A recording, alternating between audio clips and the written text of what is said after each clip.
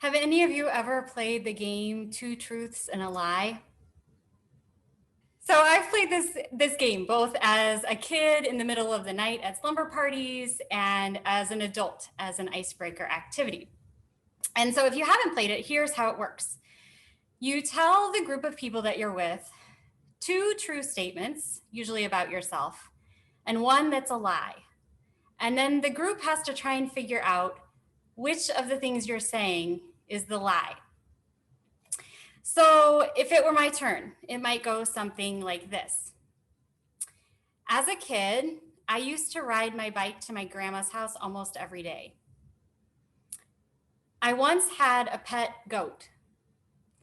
I learned to drive a tractor before I learned to drive a car.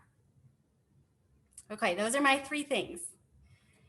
And depending on how well you know me and how much you know about my life as a kid growing up on our family's farm in rural Illinois, you may or may not be able to pick out which one of those is the lie.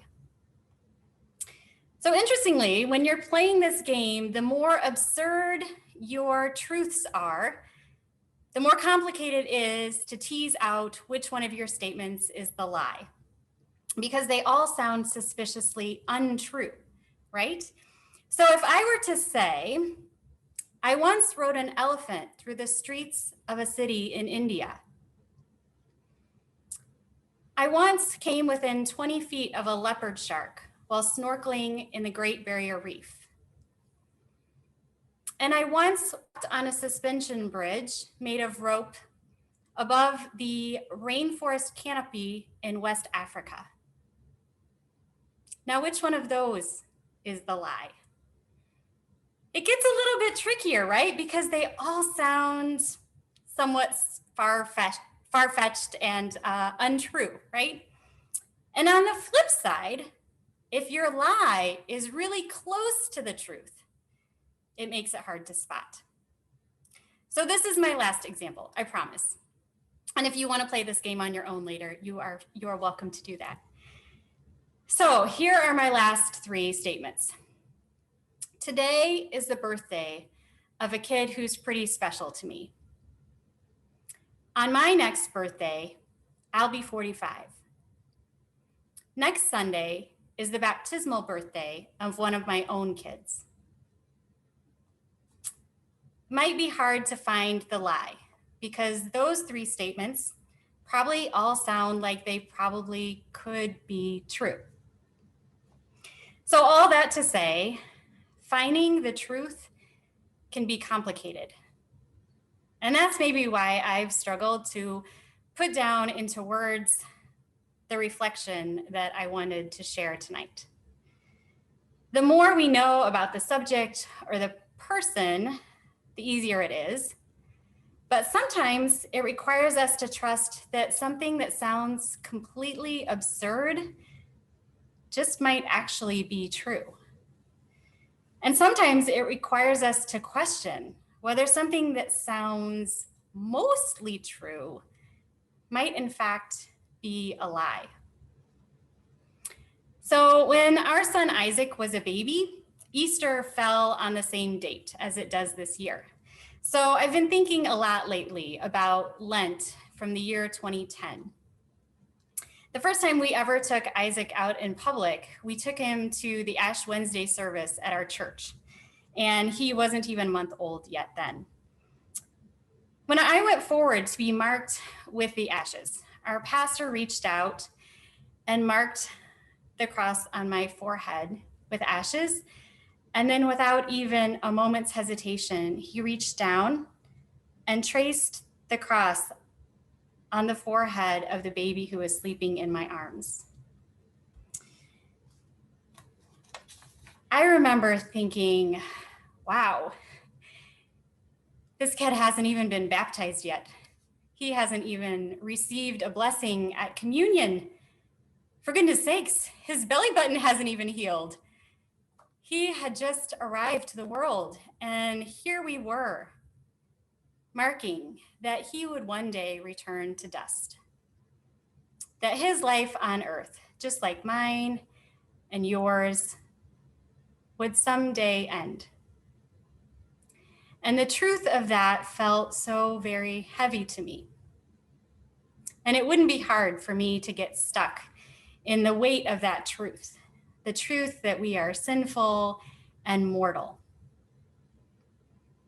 A good friend recently reminded me, though, that the ashes that mark our foreheads on Ash Wednesday are mixed with the oil that anoints us at our baptisms, so that mark of our mortality is also the promise of life, the promise of being chosen and beloved, not because of anything we do or don't do, but because of who God is. The truth of being beloved, no matter who I am or what I do or don't do, is almost too absurd to sound true. The lie that I sometimes hear myself saying to myself is that I can earn God's love. Maybe even that I should somehow earn God's love, because that almost sounds true by the standards of the world. But there's another lie that sometimes sneaks in, that because I am freed by grace, because I'm given it without having to earn it, that I'm also freed from any responsibility. And that part is simply not true. In tonight's reading, Jesus says in John 8:12, I am the light of the world, the light of life. And in Sunday's reading from John chapter 3, we heard that God so loved the world that God sent his only son into it, not for the sake of wagging an accusing finger at us, but to bring about justice and to put the world right again. And I really think that we have a responsibility to be a part of that ongoing work of bringing about God's justice and love in the world.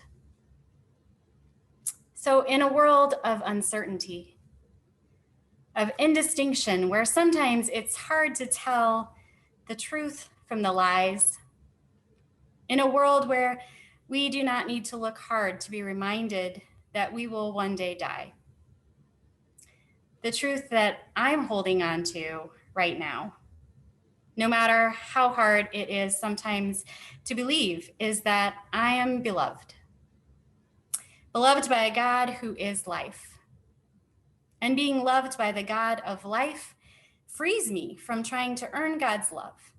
It frees me to focus on loving others and to participate in bringing about God's justice. That is my responsibility.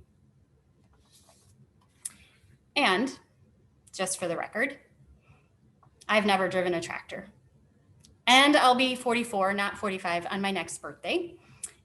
And I've never snorkeled the Great Barrier Reef. And as far as those truths go, well, if you're watching, happy birthday, Xavier.